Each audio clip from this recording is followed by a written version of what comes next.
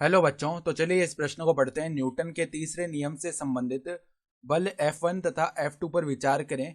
किसी अवधि में इनके द्वारा किए गए कार्य W1 तथा W2 विकल्प ए का योग हमेशा शून्य होता है, विकल्प बी शून्य हो सकता है, विकल्प सी हमेशा ए के चिन्ह प्लस या माइनस के होते हैं और विकल्प डी हमेशा विपरीत चिन्ह के होते हैं। ठीक है, तो यहाँ पर हमें चारों विकल्पों में से सही विकल्प का चयन करना है।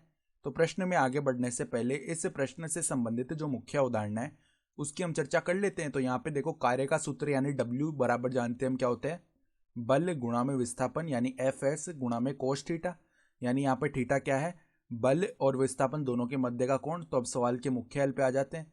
तो मान लो यहाँ पे कोई दीवार है, ठीक है। तो हमने क्या किया, एक कण लिया और इसको फेंका इस दीवार की तरफ। तो मान लो ये दीवार पर जो है F1 बल लगा रहा होगा, ठीक है। तो न्यूटन के तृतीय नियम से क्या नियम है, न्यूटन का तृतीय नियम प्रतिक्रिया का नियम है। तो अगर इस पर F1 बल लगेगा तो यहाँ पर प्रतिक्रिया रूप में गेंद पर भी कुछ बल लग रहा होगा, उसको हमने F2 बोल दिया है, ठीक है। तो गेंद विपरीत दिशा में जाएगी और दीवार तो हिलेगी नहीं, ठीक है।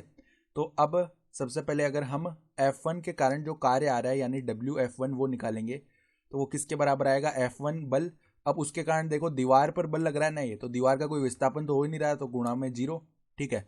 और यहाँ पर दोनों के बीच देखो विस्थापन तो आ नहीं रहा है, तो यहाँ पर ये 0 ही होने वाला है पूरा कार्य, ठीक है। फिर देखो यहाँ पर WF2 यानी जो F2 बल है उसके कारण जो किया गया कार्य है वो क्या आएगा, F2 गुणा में मान लो देखो गेंद तो विस्थापित होगी, मान लो गेंद जो है वो इस तरफ D विस्थापित हो रही है, तो F2 गुणा में D गुणा में दोनों के बीच का कोण 0 डिग्री आएगा, ठीक है। तो cos 0 डिग्री यानी F2D। तो ये आ गए हमारे पास WF1 और WF2। तो WF1 देखो सवाल के हिसाब से W1 के बराबर है और WF2 सवाल के हिसाब से W2 के बराबर है। तो हमें बताना है कि ये कार्य का योग सदैव शून्य होता है क्या, विकल्प ए में ये दिया हुआ है। तो इनका जब हम योग निकालेंगे तो शून्य नहीं आएगा, यानी विकल्प ए सही नहीं हो सकता। विकल्प भी कह रहा है शून्य हो सकता है, ठीक है। तो ये तो सही है क्योंकि इनमें से देखो एक कार्य शून्य हो रहा है, तो हम क्या बोल सकते हैं, शून्य हो सकता है, ये हमारा सही विकल्प हो रहा है। फिर सी विकल्प में उसने बोला हमेशा ए के चिन्ह प्लस या माइनस के होते हैं, तो ऐसा जरूरी नहीं है। देखो जो हमारा W1 आया है वो 0 आया है, ना ही प्लस का है ना ही माइनस का है, ठीक है। और हमेशा विपरीत चिन्ह के होते हैं, तो ये भी सही नहीं है, ठीक है। तो हमारा विकल्प बी सही विकल्प हो जाएगा। तो आशा करता हूँ कि आपको ये प्रश्न समझ में आया होगा। धन्यवाद।